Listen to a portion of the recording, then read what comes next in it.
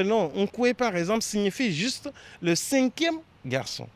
Alors, cela n'a vraiment aucune signification, outre que le rang que le garçon porte. Il est vraiment difficile de rentrer dans un village et de dire « je veux voir Nkwe » et de le retrouver. Ou de rentrer dans un village et de dire « je veux voir Ncha ou Mpo » et le retrouver. Parce que vous avez 10 000 Nkwe, 10 000 Mpo. Puisqu'il y a beaucoup de premiers garçons, il y a beaucoup de deuxièmes garçons, il y a beaucoup de premières filles Nko. Donc, vous ne pouvez pas dire Mpo ou bien Nko et les retrouver forcément. Donc, c'est bien que dans la communauté, celui qui portera Nkwe, on va nécessairement attribuer un autre prénom qui va permettre donc de l'identifier.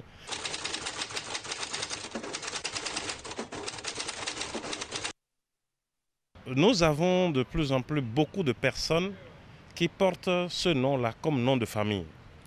Nkwe, comme Mpo, comme Ncha, comme Nata, comme Nda, comme Kwagu. En réalité, ces prénoms-là sont des prénoms d'ordre. Et on ne réfléchit pas pour les donner.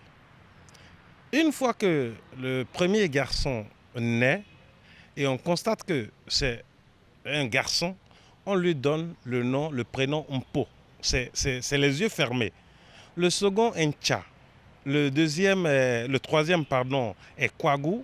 Le quatrième est Nda. Et puis le 5e est Nkwe, le 6e est Nata, ainsi de suite. C'est pareil également chez les filles. Les filles, par exemple, la première est Nko, la deuxième Tena, ainsi de suite.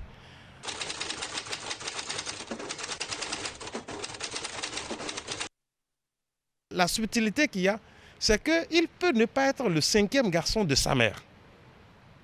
Il se pourrait qu'il soit peut-être même le 2e ou le 3e, ou après.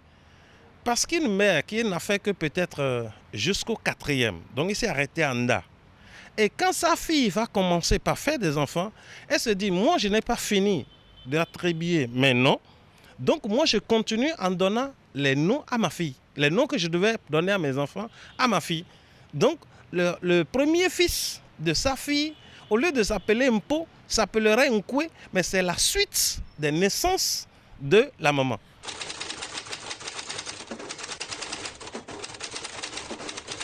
Vous pouvez entendre Nkwe comme Nkwei. C'est juste une variante dialectique. Ça veut dire, si vous êtes dans la plaine de Bukombe, ce sont les Beta-Maribé qui sont là-bas, et ils vont dire Nkwe. Mais quand vous êtes sur le plateau, dans la commune de Natitengu, le plateau de la Takora, dans la commune de Natitengu, Tukuntuna, vous entendrez Nkwe. Donc là, il y aura un ni qui va s'ajouter. Mais c'est toujours le même nom. Il ne change pas.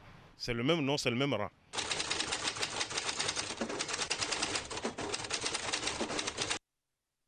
S'il arrive qu'il soit le dernier enfant de la famille, lui aussi, il est détenteur du pouvoir. Parce que, en général, c'est lui qui reste à côté de son père avant sa mort.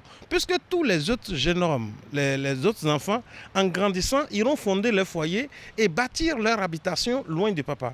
Et c'est le Benjamin, si c'est Nkwe par exemple, si la femme s'est arrêtée à Nkwe et qui reste là, donc c'est lui qui hérite de ce pouvoir, c'est lui qui hérite des biens, c'est lui qui hérite, pas des biens, j'allais dire spirituels ou sociologiques, c'est lui qui reste dans la maison du papa. En tant qu'enfant de vers la fin là, ils ont des comportements de fils à papa parce que c'est lui qui reste avec le père, c'est lui qui connaît tout, c'est le plus taquin, etc., etc.